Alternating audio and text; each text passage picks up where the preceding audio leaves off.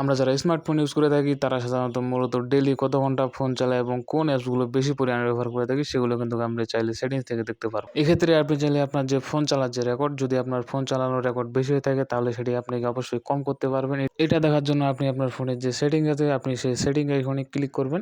তো আমরা এখান থেকে আমার সেটিংসে চলে গেলাম। আপনি আপনার ফোনের সেটিংসে চলে যাবেন। তো সেটিংসে আসার পর এখানে একটু স্ক্রল ডাউন করবেন। স্ক্রল ডাউন করার পর নিচের দিকে দেখবেন যে digital welding and personal control নামে একটা অপশন আছে।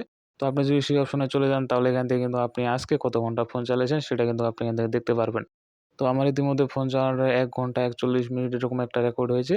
তো আমি এখান থেকে চাইলে দেখতে পারবো যে কোন অ্যাপসগুলো আমি কত মিনিট বা কত ঘন্টা চালাইছি। যেমন আমি যদি এখানে দেখি আমার Facebook লাইট যে টাইম কাউন্ট এখানে আছে এটা কিন্তু ২৭ মিনিট এবং নিচের দিকে গ্যালারি ১৩ মিনিট এবং মাইরোবিয়াস ১২ মিনিট।